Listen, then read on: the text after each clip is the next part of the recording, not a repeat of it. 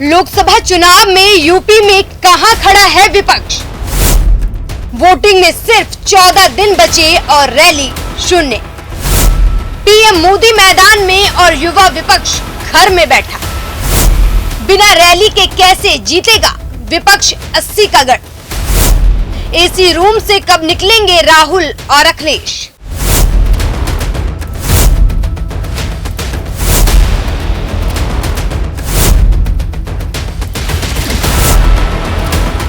दुनिया के सबसे लोकप्रिय चेहरों में से एक प्रधानमंत्री नरेंद्र मोदी खुद लोकसभा चुनाव के रण में उतर चुके हैं, लेकिन विपक्ष गायब है।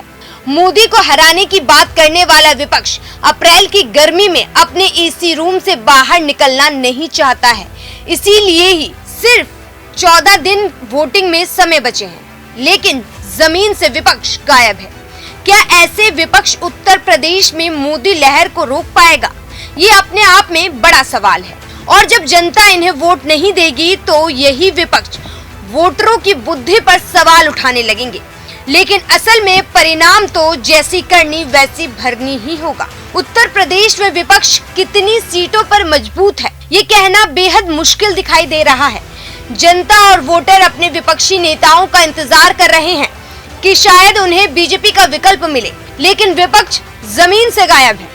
ऐसे में उत्तर प्रदेश जैसा राज्य जो केंद्र की सत्ता का रास्ता है, वहां 14 दिन बाद वोटिंग है, लेकिन विपक्ष की रैलियां की बात करें तो जीरो है। उत्तर प्रदेश में प्रधानमंत्री नरेंद्र मोदी और अमित शाह की जोड़ी के साथ साथ सीएम योगी आदित्यनाथ का फायर ब्रांड नाम भी है।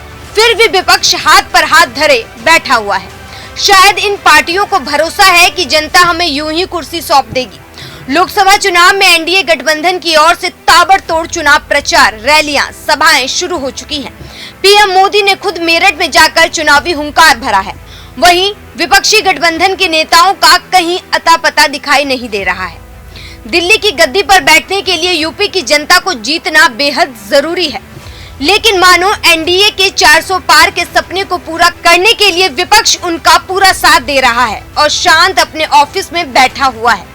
पीलीभीत से वरुण गांधी का टिकट काटकर भी बीजेपी जीत का दावा कर रही है। वहीं कांग्रेस अमेठी में चुप्पी साधे बैठी है। अखिलेश यादव अभी तक अपनी सीट को लेकर कंफ्यूज है।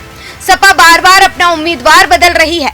वहीं मायावती एनडीए और विपक्षी गठबंधन को मात देने के लिए हाथी पर पूरी तरीके से सवार है।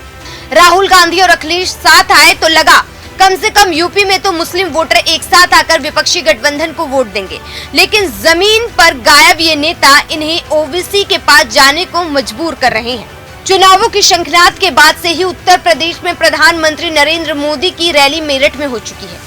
सीएम योगी की ताबड़तोड़ रैलियां पूरे प्रदेश में चल रही हैं। दूसरी ओर विपक्ष गठबंधन के बड़े नेता दिखाई नहीं देते हैं। यूपी में राहुल गांधी और प्रियंका गांधी की तो बात छोड़ दीजिए, अखिलेश यादव भी दिखाई नहीं दे रहे हैं। हालांकि अभी तक बसपा सुप्रीमो मायावती ने भी कोई भी सभा नहीं की है, लेकिन उन्होंने रैलियों को लेकर अपना प्लान बना लिया है। ऐसे यूपी का किला हासिल विपक्ष कैसे करेगा? नहीं करेगा तो फिर ईवीएम पर सवाल उठाएगा या फिर वोटरों के निर्णय पर सवाल उठाएगा, जैसे पिछले चुनावों में वो करता आ रहा है।